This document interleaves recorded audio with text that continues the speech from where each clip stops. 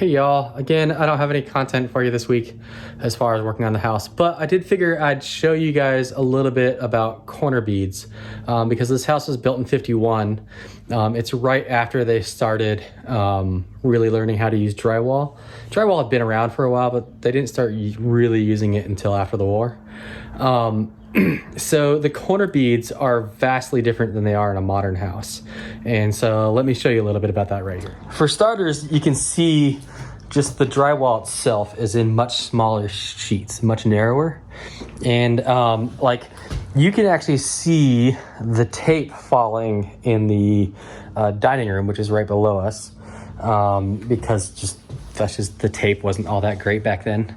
But you can also see this other stuff in here, and this is mud, much like the lath that they put on stick and lath.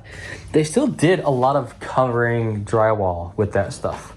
If we turn around and look up here at the ceiling, you can actually see there's two layers there. There's the top layer that's attached directly to the ceiling is the drywall, but then you can see there's a layer of mesh and there's a layer of something else on top, and that layer of something else is the lath.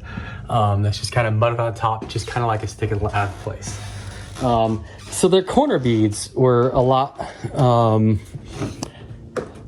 they're a lot bigger, lot different than they are in modern houses. They literally took this mesh. It has this here is basically one big stamped piece that's stamped in a 90-degree angle here. But this here is a solid piece, and this is your actual corner that when you're running your knife, you're gonna run it up against here, and you'll end up painting and all that. But this goes in between the drywall and the lath. And that's why when cutting around like the window downstairs and cutting for the doors, I used the grinder first and then used other tools to finish the cuts. You can see here the two layers there. A modern drywall bead is this. Well, this is pretty close to modern anyway. It's just a thin piece of metal. It just goes on the corner. There's a bunch of holes in it so you can stick nails in it. And this here is where your actual knife goes when you're mudding it up and whatnot. And this one is nailed in. So it's a little bit, it's much easier to remove than the old mesh stuff, but it's a little bit harder than modern stuff. Modern stuff, they actually make a tool where you can just run up and down there and whack it with a hammer and it just crimps it into place. With a drywall bead done that way, you can literally just grab it with your hands and rip it out if you really wanted to.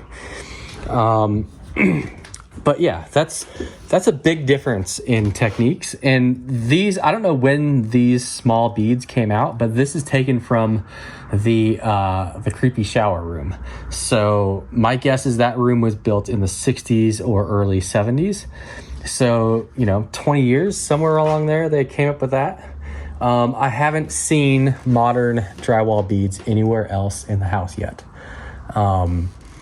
So I think that's it for this. Every other, pretty much every other drywall bead I'm going to remove is going to have to be the hard way, ripping out the mesh and doing that thing.